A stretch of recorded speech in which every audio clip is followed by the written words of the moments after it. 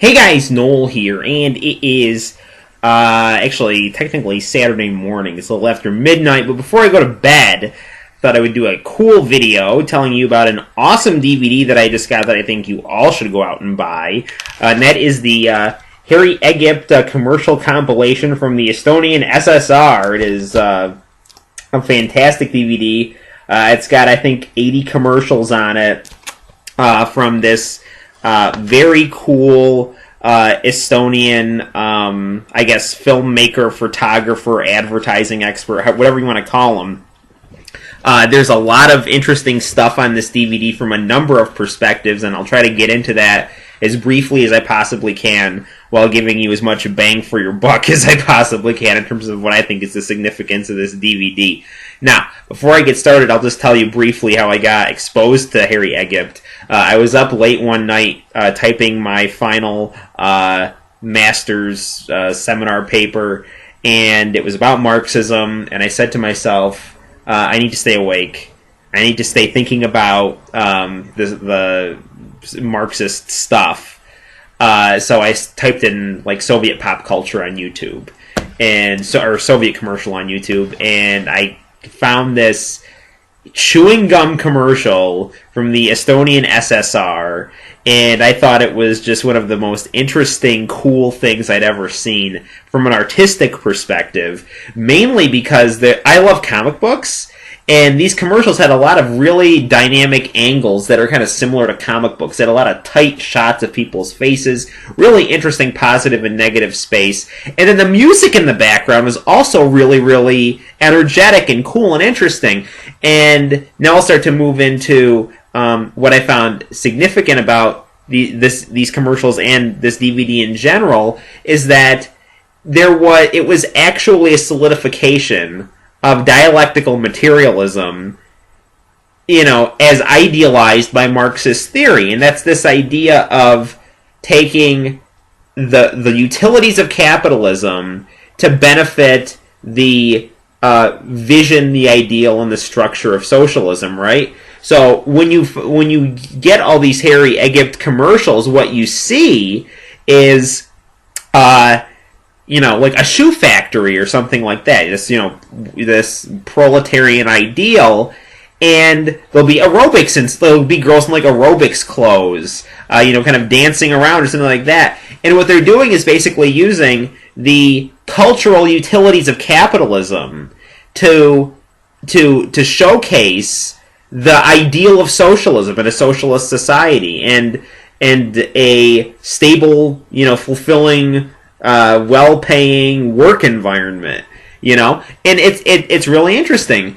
Now I'll say I'm not an expert on Estonia, but I know there's a lot of sensitivity to the topic of the Soviet Union, and not just the Soviet Union, but to Russia in general, because Estonia, long before the Soviet period, has always had to deal with this idea of being on the periphery of the Russian Empire. And this goes to the Tsar. This is not some kind of, commie phenomenon. When the communists took over Russia, the same imperial patterns came up again. And Estonia got, sucked back into this idea of got sucked back into being part of the periphery of the Russian Empire.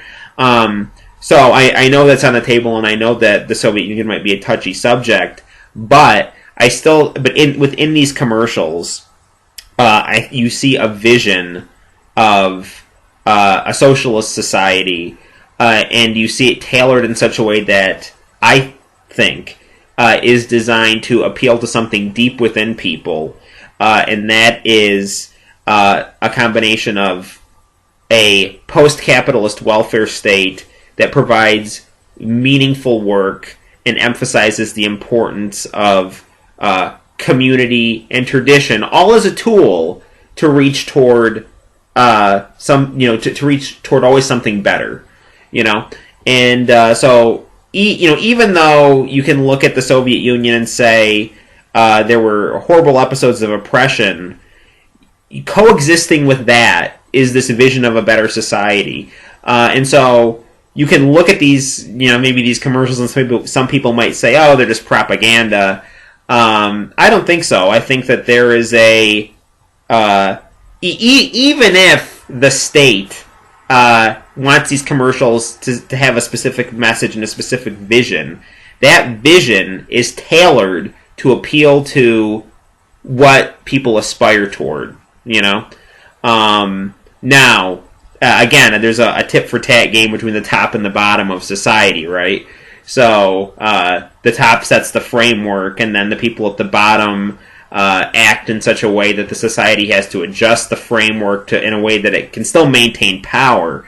So, there's a whole kind of, historical and political game that's played, but at its core, you see, I think, you see an ideal, both historically and politically, and you also see, I think, a genuine, even if it's just within these commercials, you see a true illustration of dialectical materialism, I think, as Marx envisioned it.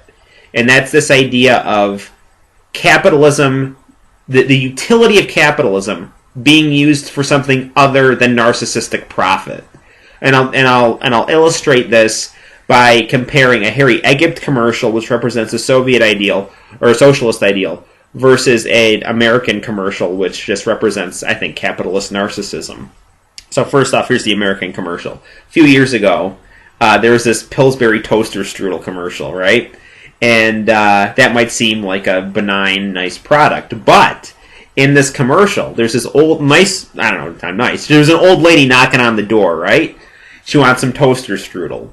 And this mother and daughter are hiding behind the chair, hoarding their toaster strudel, because they don't want this old lady to have any, right?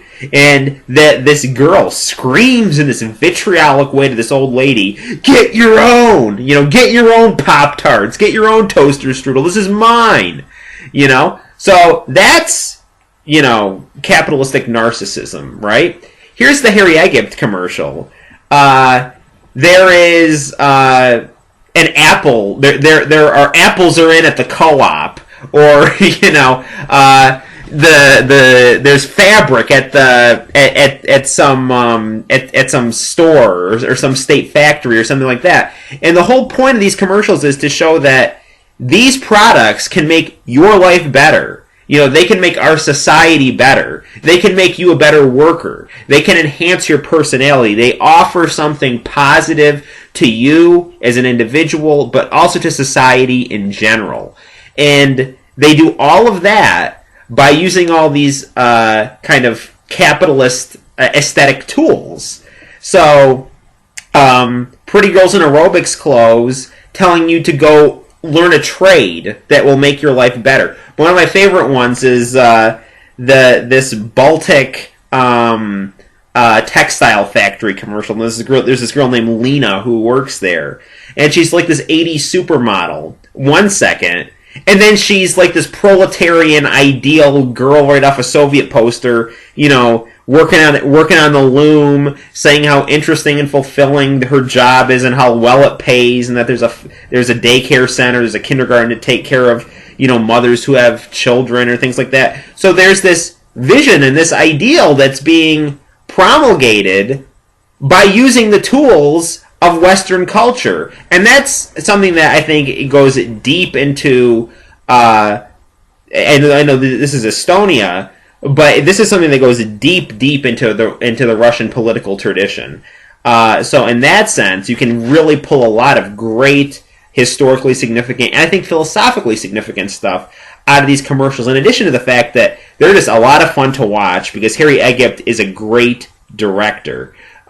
You'll see, I think, a lot of dynamic angles. You'll see a lot of dialectical stuff, both in terms of its visuals and its content and the music. It's all really fantastic. You can see these commercials also in the movie Borat, but I'll tell you what I don't like about Borat.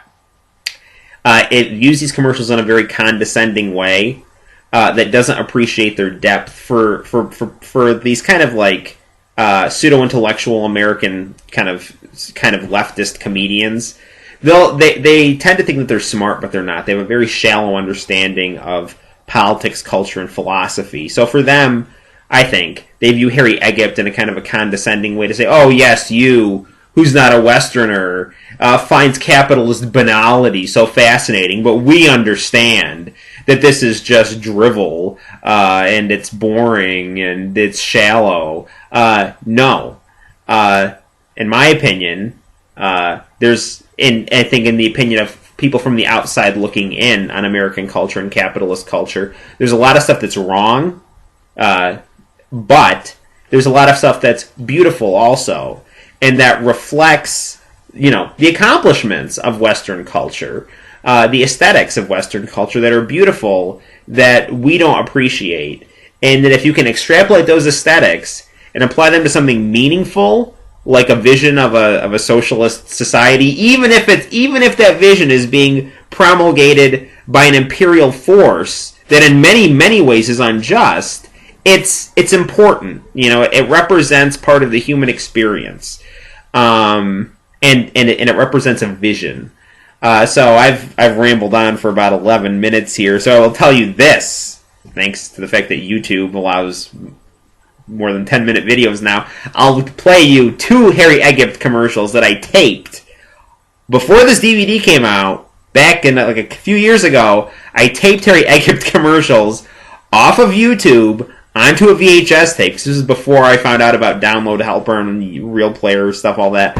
So enjoy the Harry Egipt, chewing gum commercial and the famous penguin ice cream commercial. I'll say one more thing, is that as these commercials end, this is something that the DVD kind of fixed that I don't really like. I like to see the film reel kind of go and you see some of the kind of imperfections move up it. The DVD cleaned all that up, but on these commercials that I'm going to show you right now, it's the pre-DVD version. So like for the penguin ice cream commercial, as it finishes off, you can see all kind of like the hissing and popping going up the screen, and I think that creates like a great kind of energy and warmth. So that's just me. I'm kind of weird. So enjoy that. So until next time, guys, my name is Noel, and I hope I didn't bore you or offend you. So I'll see you all later. Bye-bye.